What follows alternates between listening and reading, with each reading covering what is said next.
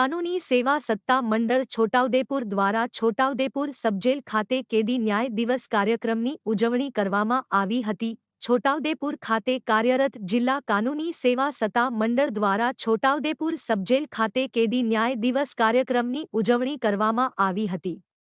આ કાર્યક્રમની અંદર પેરા લીગલ વોલિયન્ટર પી.એલ. વી. ઇરશાદભાઈ ખાલપા, લીગલ વકીલ એસ.વી. રાઠવા, કિશોરીબેન ઠાકોર અને ઇન્ચાર્જ જેલ અધિક્ષક ડી.કે. પરમાર ખાસ ઉપસ્થિત રહ્યા હતા અને કેદી ન્યાય દિવસની ઉજવણી કરવામાં આવી હતી।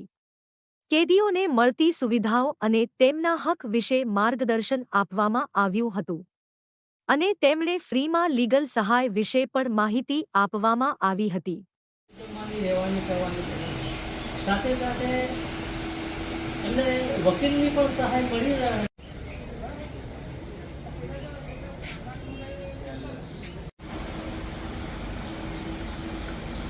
પાછળ ભાઈ પેલી ગેપ છે ત્યાં બેસાડી દો।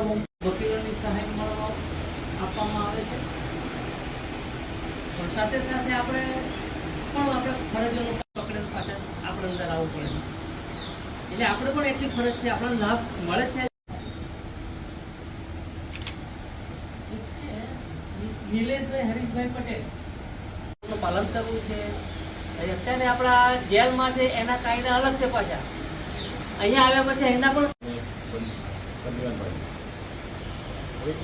કાનૂની સહાય છે મળે। अच्छा बीजू चलो कोई वकील साहब तमारा અહીંથી કેસ સરકારી વકીલ તમને ફરજિયાત ફાળવ્યા, તમારા જામીન થઈ ગયા, પણ ઘણા કેદીઓ અમુક હોય છે કે એની સાથે મળ્યો। મને ખરેખર મારા દિલથી એવું થવા લાગ્યું કે ખરેખર આ જેલ માટે આપણે કંઈ ને કંઈ જે આપણા જે બંદી ભાઈઓ છે એના માટે ખરેખર કંઈ ને કંઈ અનેક પ્રયાસો કરતા રહીએ। હું સોમવાર, બુધવાર, શનિવાર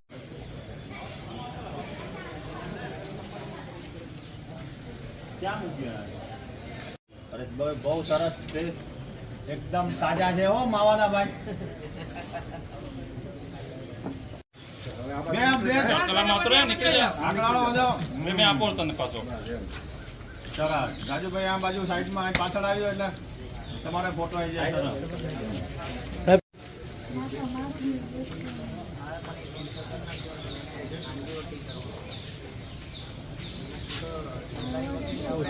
बराबर हाँ आप एक वादो नहीं हाँ भले खाता उपवास वादो बेन ना आपी दो बे। આજરોજ છોટાઉદેપુર સબજેલ ખાતે પ્રિઝન્સ જસ્ટિસ ડે નિમિત્તે જિલ્લા કાનૂની સેવા સત્તા મંડળ દ્વારા એક કાનૂની સહાય શિબિરનું આયોજન કરવામાં આવેલું હતું। આ કાનૂની સહાય શિબિર આયોજન વખતે ધારાશાસ્ત્રી શ્રી રાઠવા સાહેબ, ધારાશાસ્ત્રી કિશોરીબેન તેમજ પીએલવી ઇરશાદભાઈ હાજર રહેલા હતા અને તમામ કેદીઓને જિલ્લા કાનૂની સેવા સત્તા મંડળ દ્વારા આપવામાં આવતી સલાહ અને સહાય બાબતે માર્ગદર્શન આપવામાં આવેલું હતું, જેમાં જે કેદીની આર્થિક આવક ઓછી હોય અથવા એનો પરિવાર આર્થિક રીતે સક્ષમ ના હોય તેવા કેદીઓને સરકારી ખર્ચે વકીલ ફાળવવામાં આવે છે। એ સિવાય એમના કેસમાં જામીન કરવા માટે અને કેસ લડવા માટે પણ વકીલ ફાળવવામાં આવે છે।